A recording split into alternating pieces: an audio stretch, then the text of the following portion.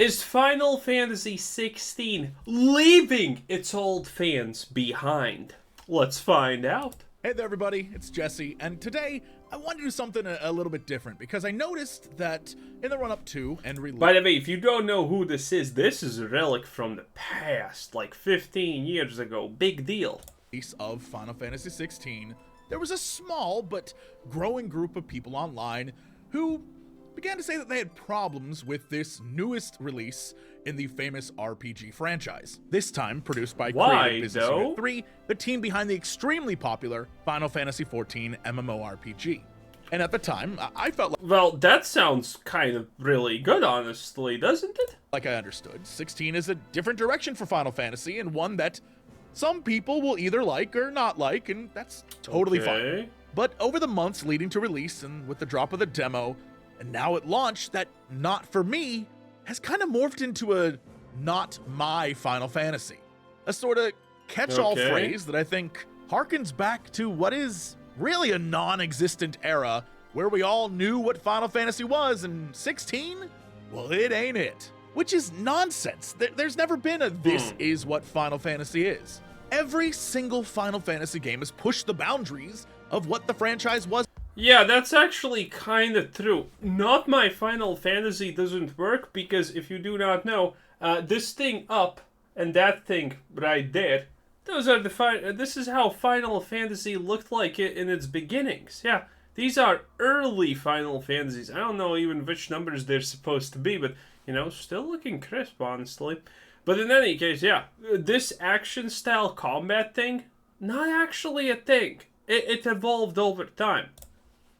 As before, and every single one is different, even if those differences are only in storytelling or world building. So when, for example, I watched SkillUp's review of the game, which, by the way, a good review, dude makes great content, it bugged the hell out of me that the video opened with, in Square Enix's haste to evolve this franchise into something new, they've left behind far too much that made Final Fantasy Final Fantasy. In trying to reach a new audience, they've left behind the audience that got the franchise to this point. And while most reviews and most players are...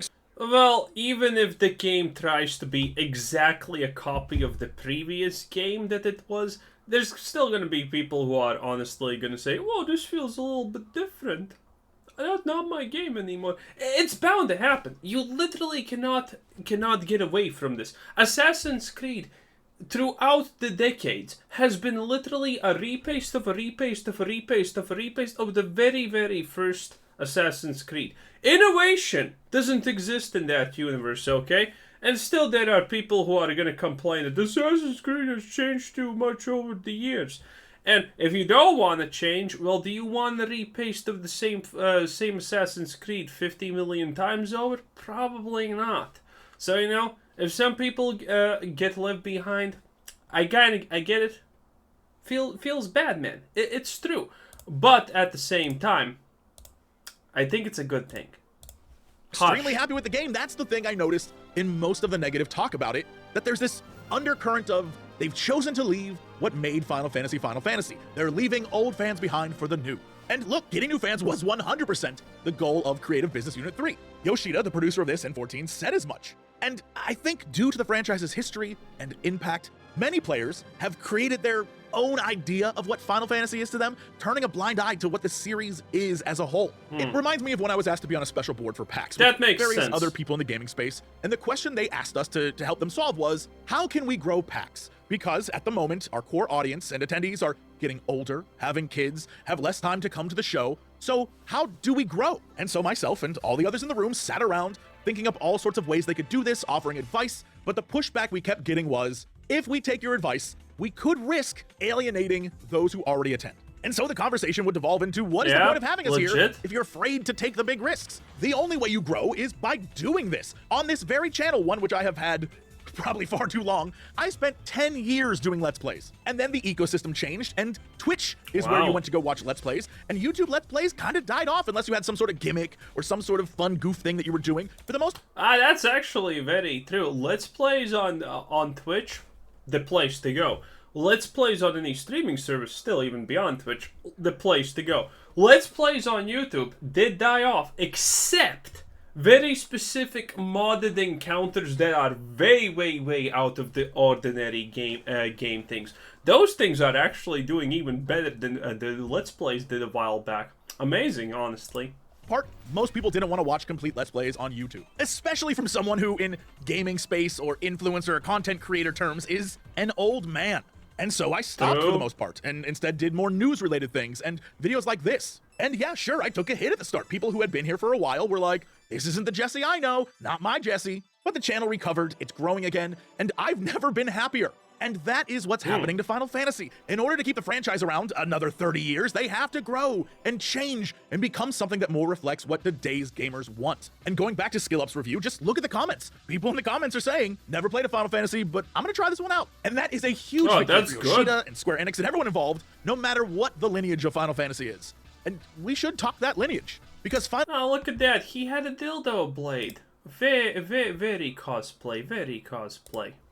Final Fantasy is a series that has always been about taking risks. The name Final Fantasy comes partially from the fact that it was Sakaguchi's last attempt, his final risk at creating something before giving up on game dev altogether. But the game was a hit, and each iteration since has taken the same risks. The rest is history, a history worth talking about, because I'm still asking the question, when was Final Fantasy Final Fantasy? And more importantly, how do you even define what that means? Clearly, we're gonna include music. The music has always been amazing in Final Fantasy. The visuals, even back in the sprites in Mode 7 days, were stunning. Then, well, the visuals, yeah, they did look good. That's absolutely true. Like, yeah, look at this. This is better pixel art or sprite art or whatever you want to call it than modern game pixel art, which is complete ass. And every single pixel artist should be probably removed from this universe. You know, so, on the soul deletion level, okay? That's the only time when I will be happy about. Pixel art is disgusting.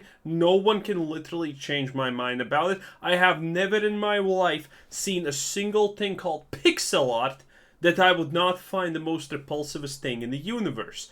But this still looks good, okay? And the thing about Final Fantasy art, well, the art has been always over the top. Like, the encounters in Final Fantasy aren't like this. They're not like this if the average is this. They're like this when the average is this. It's insanity.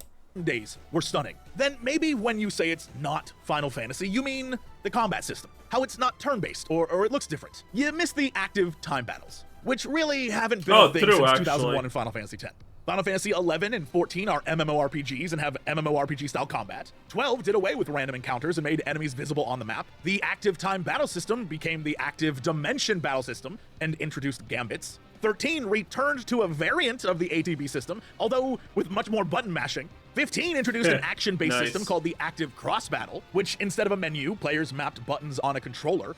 They're all over the place. And the Active Time Battle system of old wasn't really introduced until Final Fantasy 4 and 5, and then 5 had the job system, which was a whole other thing, and then that wasn't in Final Fantasy 6. So I guess then maybe when you're saying it's not your Final Fantasy, you're talking about the setting or the world building. But even there, the games have always pushed the boundaries. Final Fantasy 1 through 5 were fantasy stories set in worlds of castles and crystals, and sure, there were airships and chocobos and Moogles, but all of that took time to develop too. There were no chocobos in Final Fantasy 1. The first Moogle was in Final Fantasy 3. Final Fantasy 4 was the first time they really started to delve into deep character drama. Final Fantasy 6 was this push into the trope of magic versus technology. 7 then took that concept and ran with it, as technology and its impact on the world played a major role in that storytelling. Hell, you spent the first part of that game in a giant city, dystopian cyberpunk setting, which was shocking at the time. 8 is about teens and floating schools battling other school kids and then witches. 9 is a return to fantasy. Dude, that's such a summary if you think about it. As a tribute to the games that came before it, and then 10 brings us the world of Blitzball, big cities, and a world that for the first time is kind of modeled off something different compared to the other games, this time being inspired by Southeast Asia. 11 is straight up an old school MMORPG with fantasy tropes abound. 12 is a return to magic versus technology and a vast desert-filled world, echoing more Star Wars than Final Fantasy. 13, 1, 2, and 3 are straight up anime as hell and set in a semi-futuristic world. And 15 is literally 4 dudes pushing a car to the song Stand By Me. And I saved 14 for last since it's ongoing, and honestly, Since True. Yoshida produces this game as well, it makes True. sense to save this for the end of the list. If you don't know the history of this game, just go watch the No Clip documentary. It's amazing.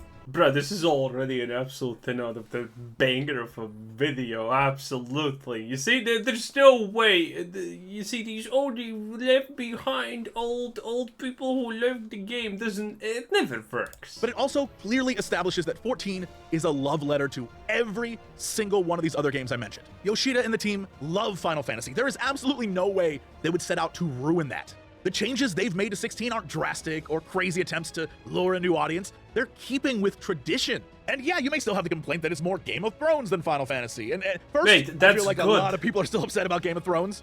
Look, it hurt me too. That ending sucked. But it's still like a loaded phrase. It's akin to calling something the Dark Souls of.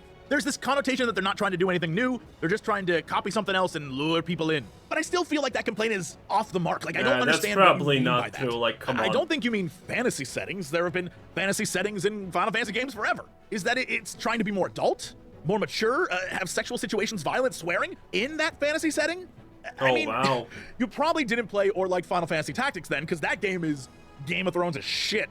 And it's not even a mainline game. Adult themes have been part of Final Fantasy for decades. The only difference is, culturally, we're in a place where the average video game player is 30-something. And the developers, and more... Oh, look at that!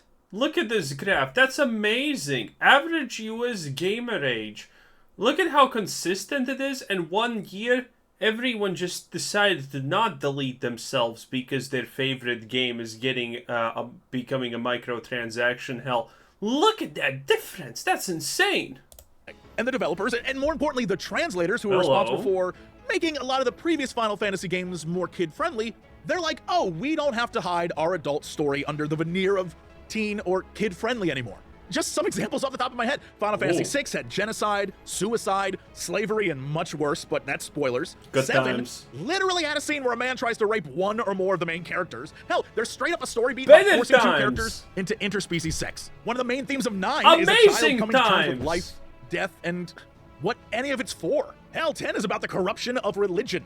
There are so many examples I couldn't possibly remember all of them or spell them out for you, but I'm sure people in the comments will. And that's what rubs me wrong about all of this. None of it's new. Even the complaints. You don't even have to go far back to see examples of that. When Final Fantasy XII came out, fans thought it was a little too mature and serious compared to 10 and 10-2, which had some mature... Really? The fans were complaining about being too mature? Bruh, I understand someone's mom when their 10 is complaining, oh, I can't play this game, look at all the blood and violence and there's nudity and blah blah, but, bruh, come on.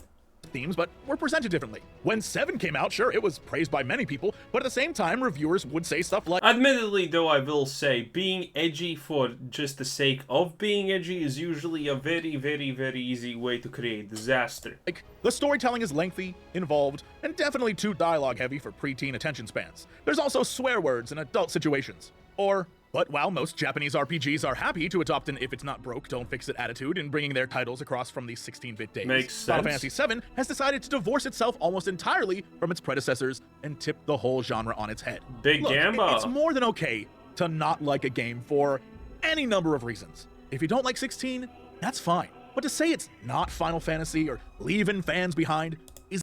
Yeah, essentially he's just saying one very simple thing that people don't understand nowadays.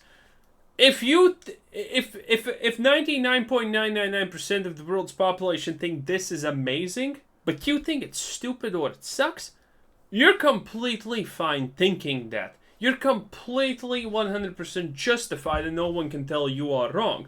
But you can't also tell other people that they are wrong for liking it if it's completely based on yourself and your experiences and your likes and your beliefs. Is it good or not, okay? As long as you do not shove it into someone's face that what you think is right, what you think is good, what you think is better, you're absolutely, completely free to believe whatever you want. Is an insult to the legacy of what these games are. They're all unique. They're all different and willing to try unique and different things. That's what makes them special. So while you may not like the changes they made to this one, like how I didn't like 13, it's still exactly what it has always been. Taking chances, pushing boundaries, and trying to reach a new audience. That's what makes it such a fun franchise. True. You can be a fan of 8, or 12, or 4, or 6, or 16, or maybe just 7. But I promise you, for the vast majority of fans, even you watching right now, you most likely became a fan because of a risk or change that might have upset another player. True. But it got you hooked. There is no my Final Except these things. These are objectively heresy. Fantasy. There's just Final Fantasy. Good, bad, and everything in. Good video by Jesse Cox. It's been a while. A relic returns, as they say. In any case, this was Quizzer Sensei. Thanks for watching. Subscribe if you haven't already. Have a nice day. Bye-bye.